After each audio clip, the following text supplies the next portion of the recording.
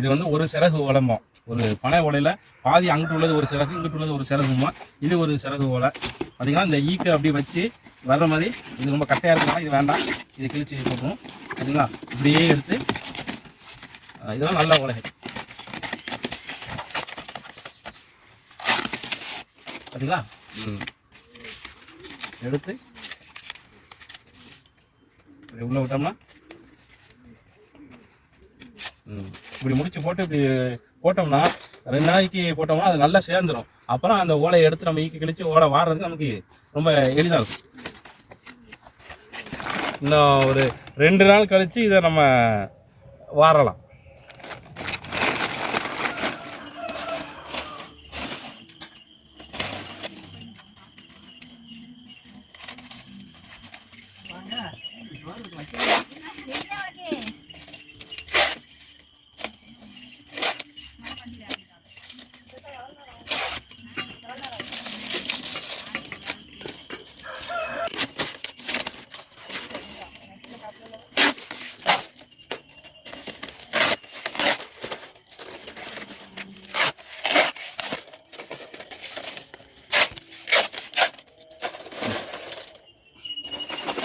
இப்போ வந்து நம்ம கூறு கட்டின ஓலையை வந்து 2 ஓலை வர மாதிரி இப்போ எழுதாச்சு, கிழிச்சு வச்சாச்சு. இப்போ இதில் வந்து ஈக்கை கிழிக்க போகிறோம். இந்த மாதிரியாக மேல் பகுதி இருக்கிற ஈக்கை இதுன்னு எடுக்க போகிறோம். கத்தி வச்சு கிழிக்கலாம், அதை விட இந்த குத்தூசி வச்சு கிழிக்கிறதுக்கு ஈஸியாக இருக்கும். ரொம்ப எளிதாக இருக்கனால இந்த குத்தூசியை பயன்படுத்தி நம்ம ஈக்கை கிழிக்க போகிறோம்.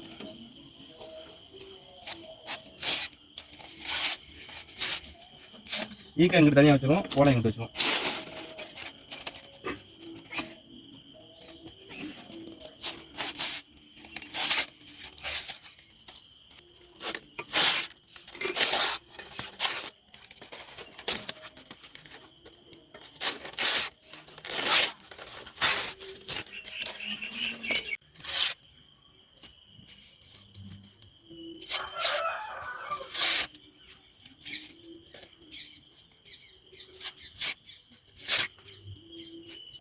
ஓகே, சரி.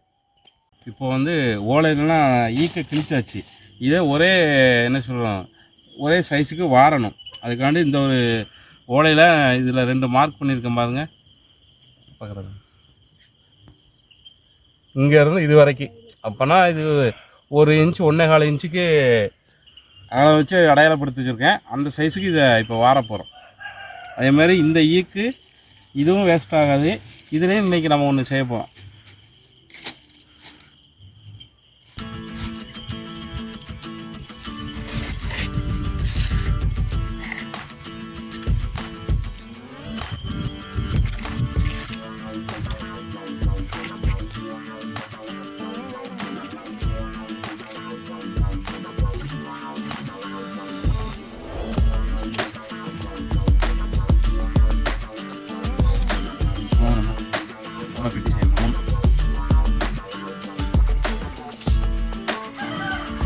முதல் அடி சின்ன வளையா இருக்குண்ணா, ரவுண்ட் தம்பி வளையா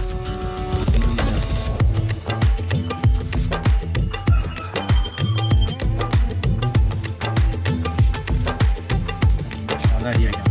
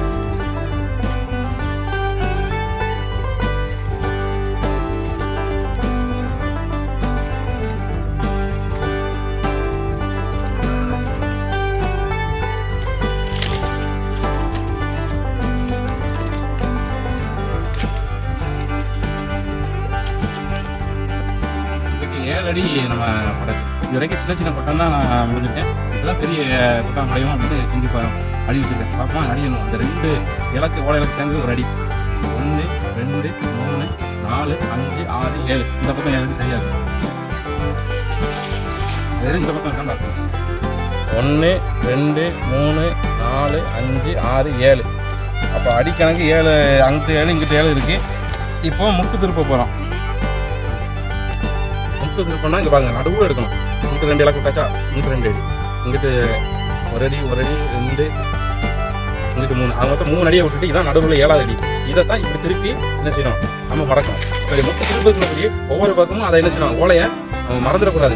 பெரிய பெட்டி இல்லையா, அதுக்காண்டி ஒவ்வொரு பக்கமும் அந்த ஓலையை நம்ம அடையாளத்துக்காண்டி சொல்லி வைக்க போகிறோம். இது வந்து எப்படி இருக்கணும், இப்படி தான் திருப்பணும். இப்படி அடையாளப்பட்டு சொல்லி வச்சோம்னா நமக்கு அது ரொம்ப எளிமையாக இருக்கும். கரெக்டாக நம்ம நினைச்சிடும் சளிஞ்சு போயிடும். அதே மாதிரி இந்த பக்கம் பார்ப்போம் 7 அடி தான் கரெக்டாக தான் இருக்கு. 1 2 3 4 5 6 7 அடி கரெக்டாக இருக்கா. இங்கிட்டு 3 அடி இங்கிட்டு 3 இருக்கும். 1 2 3 இதான் இந்த பக்கம் இருக்கும். இப்போ இதை செடி விட்டு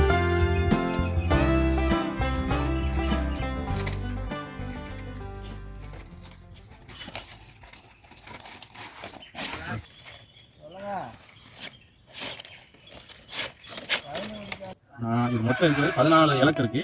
அது நடுவில் வந்து இருக்கணும். இங்கிட்டு 2 இங்கிட்டு 2 இங்கிட்டு 2 இதுதான் நடுவில் இருக்கு. மட்டும் சுற்றி மொத்தத்தை தேவை.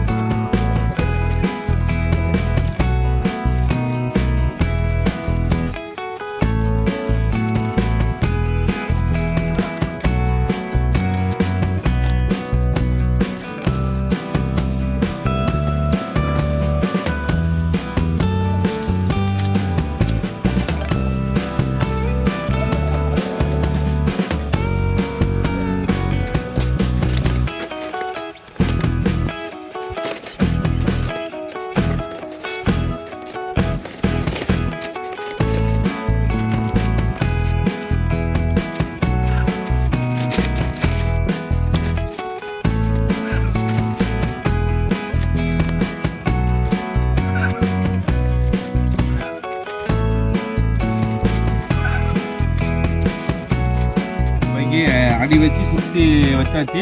இப்போ வந்து பெட்டியை தலை கட்ட போகிறோம்.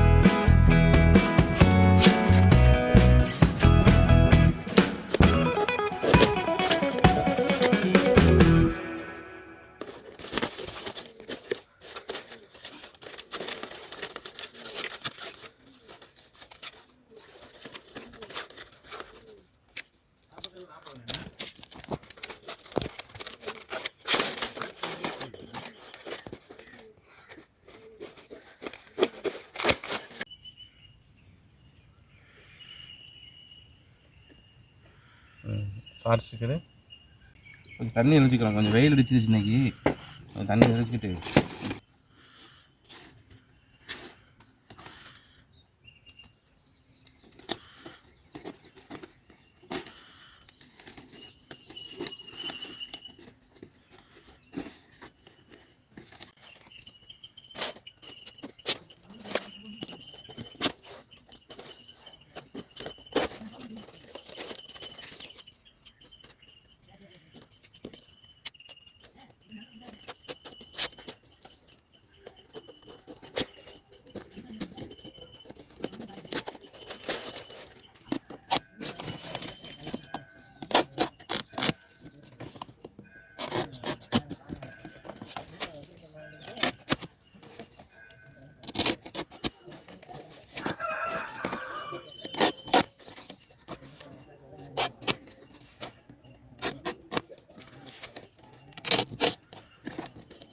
பார்த்தீங்கன்னா வெட்டியை இப்போ பொத்தி என்ன செஞ்சாச்சு, பொத்தி நீட்டிட்டு இருந்த ஓலையெல்லாம் வெட்டி விட்டாச்சு. பார்த்துக்கோங்க. இப்போ வந்து பெட்டி ஸ்ட்ராங் இல்லாமல் இருக்குது. இது ஸ்ட்ராங்காக இருக்குன்னா மேலே இன்னொரு இலக்கு போட்டு பொற்றணும். மேலே இன்னொரு இலக்கு போட்டு ஓலையை போட்டு பொற்றினோம்னா ஸ்ட்ராங் ஆயிரும். அதுக்கடுத்து இந்த விளிம்பு எப்படி இருக்குது பார்த்தீங்களா, வளைவாக இருக்கும். இதில் நம்ம என்ன செய்யறோம், மட்டையை வெட்டி கட்ட போகிறோம். அப்படின்னா நல்லா ஸ்ட்ராங்காக இருக்கும், நல்லா உறுதியாக இருக்கும். நம்ம தூக்க செய்யறதுக்கு இல்லாமல் தூக்கலாம். ரெக்கார்ட் போடுங்க. அந்த பெட்டிக்கு வந்து காஞ்ச மட்டையை வச்சு தான் செதுக்கி கட்டணும். அப்போ தான் நல்லா விழும்போது ஸ்ட்ராங்காக இருக்கும், நல்லா உறுதியாக இருக்கும். இப்போ இந்த இதை எடுத்துக்கலாம். இது கருக்காக இருக்கும் போது அந்த கருக்கை இழைச்சிக்கணும்.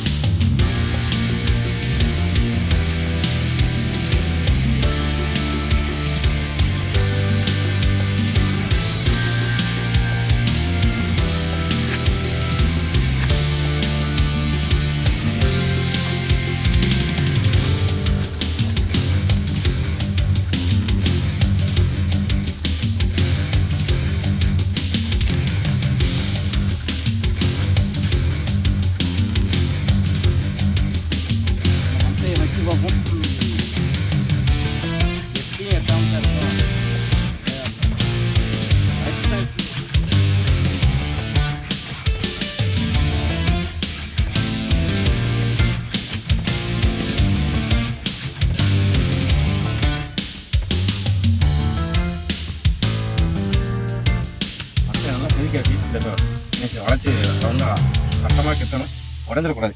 ஏன்னா காஞ்ச மட்டை.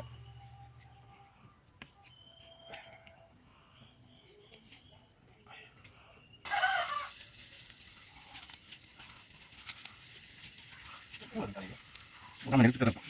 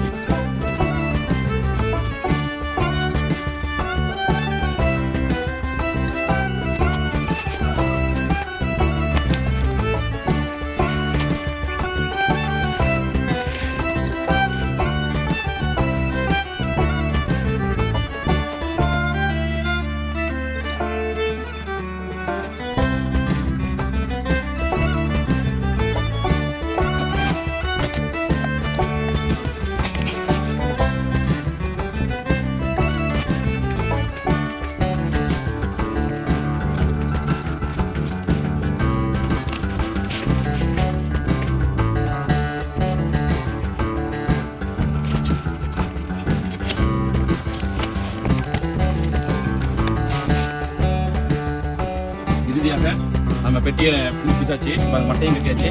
இப்போ பார்த்தீங்களா எவ்வளோ ஸ்ட்ராங்காக இருக்கும் அந்த பெட்டியை. இப்போ இது கொஞ்சம் மெலிசாக இருக்குது பார்த்தீங்களா. இதில் வந்து இன்னும் ஒரு ஓலை போட்டு சுற்ற போகிறோம். மேலே ஒரு ஓலையில போட்டு சுற்றும்போது இதெல்லாம் ரொம்ப ஸ்ட்ராங் ஆயிரும்.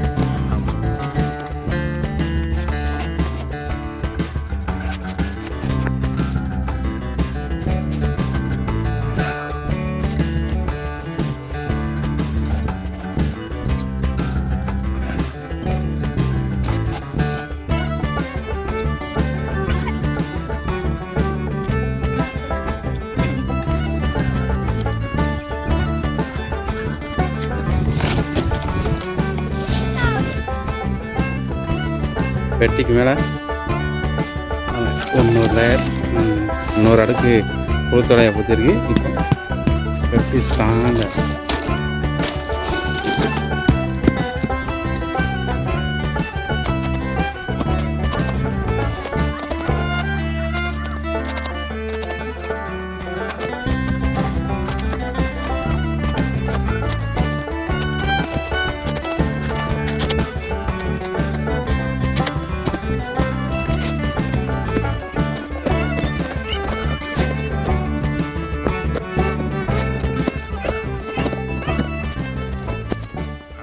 இறுதியாக பார்த்தீங்கன்னா நம்ம பெட்டி செஞ்சாச்சு.